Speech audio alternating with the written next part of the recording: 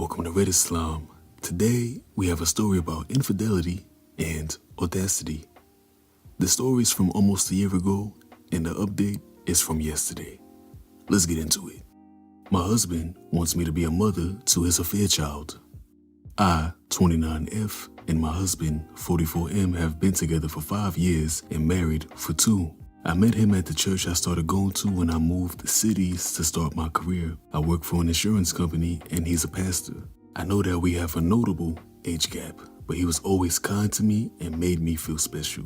Anyhow, a week ago he came home and told me we needed to talk. He told me through tears that he had been having an affair with one of our community members, 34F, and that she had been pregnant with twins. She had gone into labor.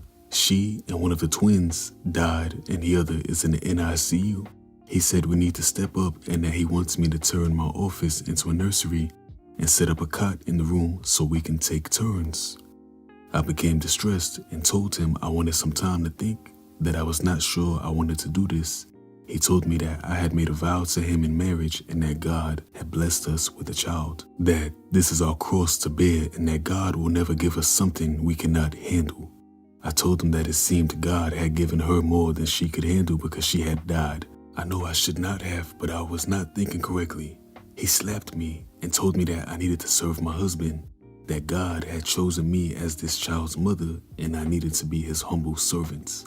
I just feel so strange. Yesterday, I cried so hard I threw up. This woman died, yet I feel bad for myself. I feel so ugly. I wanted children and was saving for IVF because I am infertile. But now that I have a chance to have a child, and I do not want it, I feel like I'd be robbing its mother's grave. I pray to God, but if I'm being honest, it's never felt like anyone was ever listening. I feel like I have truly seen my husband and he no longer looks kind. He looks his age and very tired. I want to abandon him and the child.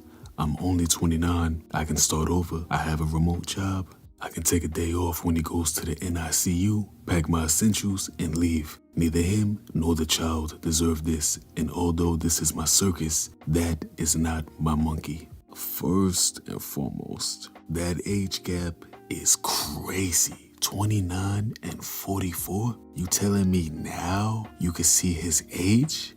You telling me now you can see his age? Like, you didn't see his age when you first met him? Was it love at first sight? I doubt it was. This is crazy. He's talking about vows and whatnot. Did he vow to be loyal to you? Because if so, he broke that vow. If he broke a vow, why should you honor any of your vows? Leave.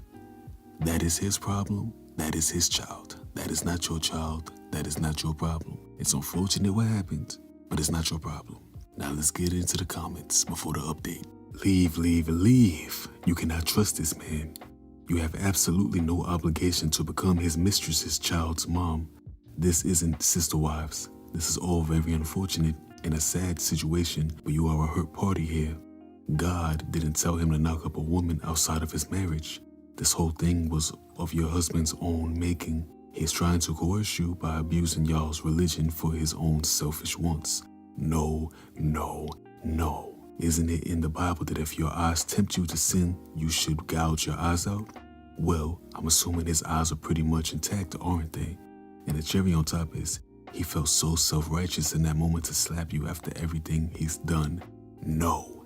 Leave that manipulative, abusive piece of shit behind.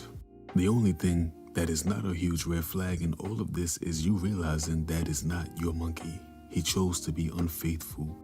And from that, he expects you to ultimately raise another woman's child? No way. If this is all true, there's only one thing you should do. Run. OP's husband also preaches about the vows she made, but what about him? I'm sure there's something about infidelity in there. Such a fucking hypocrite. If the AP hadn't have died, did he even plan to tell OP about this second family? To top it all off, he physically abuses her? OP, run from this piece of shit. You know what you need to do and what you want to do. Take a deep breath and run. AITAH, he's manipulating you with your religion. Don't let him do this. Do not let him take this away. Edit 2, thank you for the awards. That's it, plain and simple. The man is an opportunist and will use his holy words to paint his actions and needs in whatever light suits him. He talks about their vows when it benefits them, mind you, after slapping his fucking wife, but conveniently ignores his own breaking of vows by cheating on her in the first place. Not to mention all the talk of her serving her husband. It's pretty obvious why this guy is into his religion. He just needs an easy in to manipulating people who are already devout and won't question him. Classic cult behavior from psychopaths. Now he just needs to turn the heat on and get the wife to promise and commit to a bunch of shit she shouldn't, so he can use it to control her for years to come. Disgusting. And that last comment about control. The age gap, that huge age gap, kinda cements that fact. I assume he pursued her. Like, that age gap is sick. Doesn't matter if they're adults. There's a reason why he was single before that, and now it shows. Update. I left. If that's all you wanted to know, there it is. For those of you who are asking how the other woman died, I get it. I invited you into my business. It was an amniotic fluid embolism. I don't know much about those, but I guess when they happen, things go wrong really, really fast. We lived in a more rural area, so they just weren't ready for something like that to happen. I didn't leave right away, as I know now that I should have. It just wasn't that easy. I stayed for 2 months. I knew if I did not at least try to make it work, I would not be able to live with it. Not because I wanted to save my marriage, but because what ifs keep me up at night enough as is. I went to marriage counseling with my husband, but it was ultimately fruitless. Of course it was Christian counseling. I felt like their goal was for me to forgive him rather than actually trying to help me. I was so utterly alone during that time. My parents and brother are also very religious, so even though they weren't happy with my husband, they kept urging me to do what a good Christian wife would do. I spent so much time suffering in my own head that I began to realize that I was just going through the motions, doing what I thought people expected of me. I entered a state of derealization for a time. And that was an absolute mindfuck. The feeling of nothing being real, not even myself, was horrible. During this time, my husband brought his baby home, and while he tried to split the kids 50-50 at first, he ultimately didn't trust me to look after the baby because I was lost in space. So he ended up being the primary provider. When I was with the baby, all I could think about was how its existence ruined my life. It'd look at me with big blue eyes, and I would just wish it would disappear. I would actively spend time resenting the baby. There was a time I was thinking to myself, and I wished it would stop breathing. That was when I knew that I needed to leave. I was blaming the baby and wishing ill upon it, and that was not okay to do. I don't remember much about this time besides that. It's mostly a blur otherwise. I sought services through my work to talk to a therapist, and I eventually came back to Earth. She helped me make a plan. At no point did I fear my husband. I truly believe the slap was a one-off event. However, screw him. He doesn't deserve closure. On the night he had a long Bible study, he always took his baby with him because he didn't trust me. I packed my essentials and dipped. I met him pretty quickly after college, so I did not have much to take as far as furnishings. I fit everything I wanted in 3 suitcases and 4 moving boxes. It all fit into my SUV after some mediocre Tetris skills. I was able to change my phone number online before I left, but I did leave the divorce papers under his pillow with my lawyer's contact info. Kind of like the Tooth Fairy, but for assholes. I was the breadwinner. In my state, we were not married long enough for me to pay spousal maintenance. At least that is what my lawyer said. I owned my vehicle outright. We had our own bank accounts and a shared expenses account. We filed taxes separately, and the church owns the house. He's being an ass about it all, but I'm hoping it should be done soon. I got a decent apartment in a city a few hundred miles away. I've never lived in a city this big before.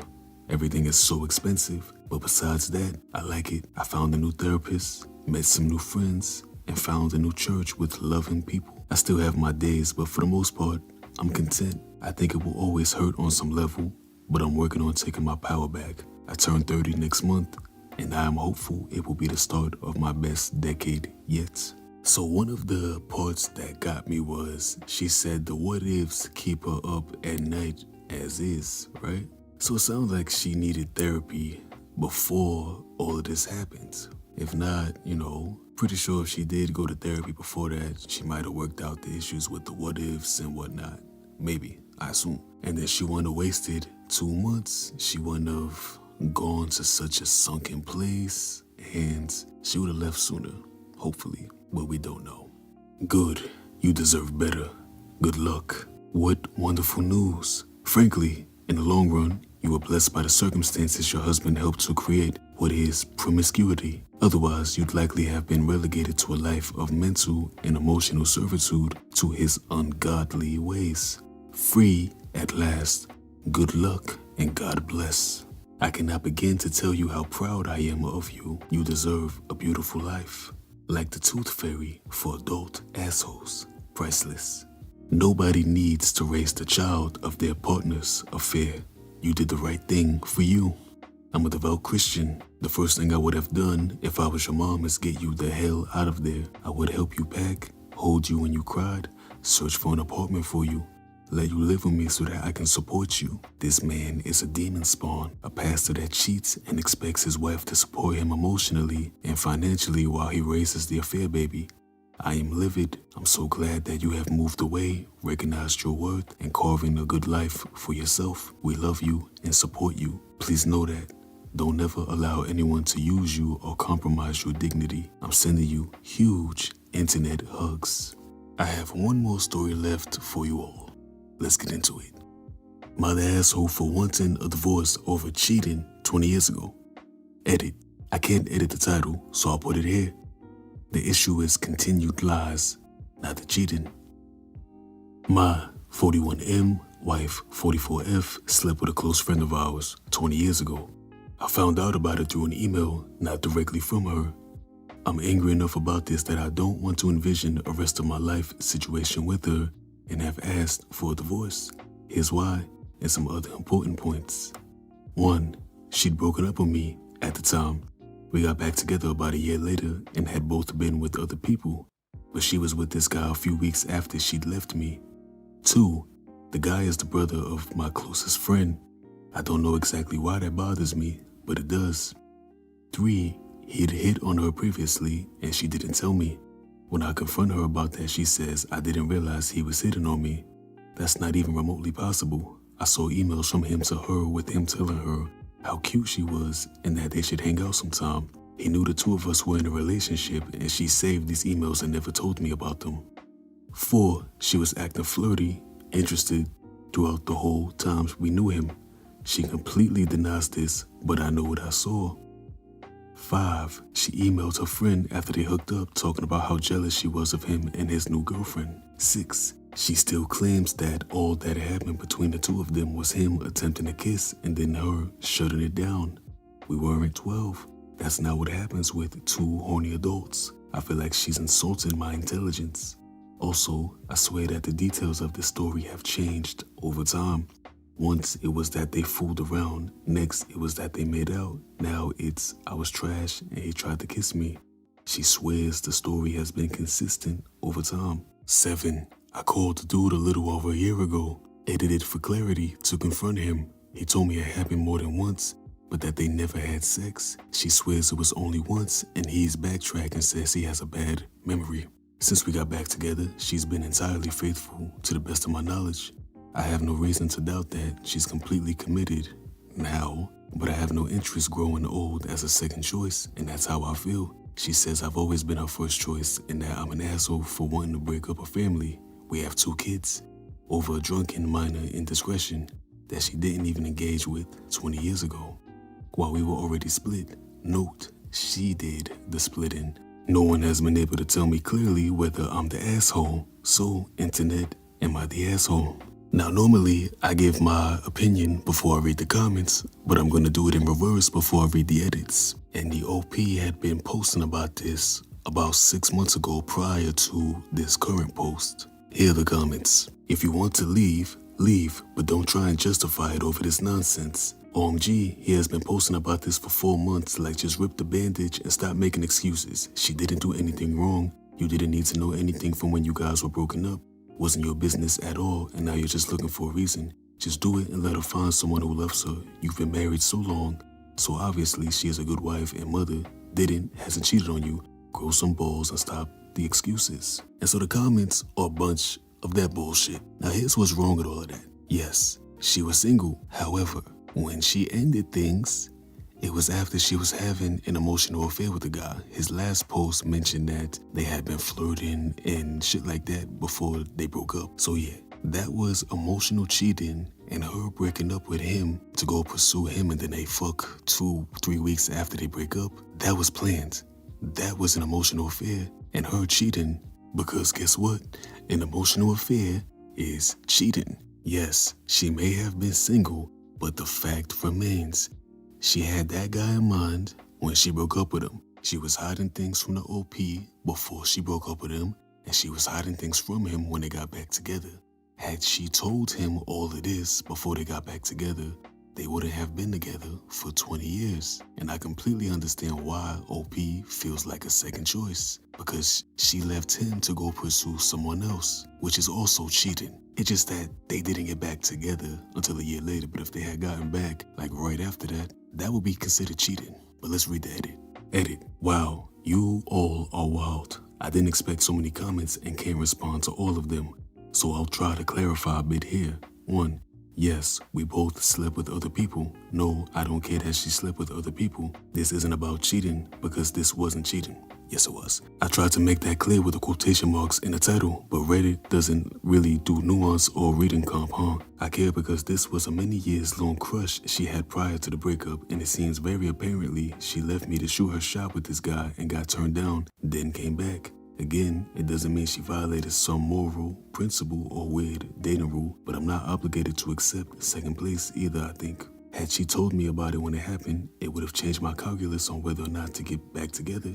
I honestly have no idea what decision I would have made because I wasn't given that choice, but it definitely would have been a factor. 3. If she had told me a year ago, instead of me finding out on my own, I'd be pissed, but would have gotten over it pretty quick. As you all seem to be super into pointing out, it was 20 years ago and we are different people now. But trust is trust, and I'm suspicious because she never told me, and even after me finding out, I've gotten vague and conflicting stories from her, which also conflict with what he told me. If this was so minor, why bother lying about it all? 4. Someone mentioned SA, and I said she hinted at it. For clarity, what she said was that she was so drunk she doesn't even know what happened, or if she could even have consented. This came up after the vague and conflicting stories I mentioned, and it feels like an excuse. Nevertheless, I guess it could be SA, in which case, fuck that guy sideways. Much more so than I already think he ought to be fucked sideways. 5. There's no one I'm interested in at work, at the gym, at the coffee shop, or anywhere else. 6. Is this a midlife crisis? I don't know, maybe. Never had one of those before. I haven't bought a Porsche, though, so maybe that's a good sign. 7. No, this wasn't a first relationship for either of us. We'd both been with a few people before we met, and during the breakup for that matter. We were young, but not that young. I think I got most of the stuff folks seem confused about. I don't expect anyone to flop the NTA, everyone sucks here over this, but you folks asked, or at least angrily assumed. Edit 3, I get it, y'all. The vast majority of you say I'm the asshole, and that I'm totally on board with that. Trolls will troll, but I'm actually only trying to respond to the folks with perspective, even though that perspective disagrees with mine. Please excuse me if I didn't respond to you. It's either because 1, there's so damn many of you, had no idea there were so many people just waiting to be an asshole on MITA, but I should have seen that coming. Or 2, your comment was so insane, unhelpful, and ignorant of the actual post that I'm not even sure how I would respond to it. I'm going to bed. Enjoy yourselves. Edit again. The email was found during the search for a receipt. I think not rooting through her email, as you all seem so eager to assume.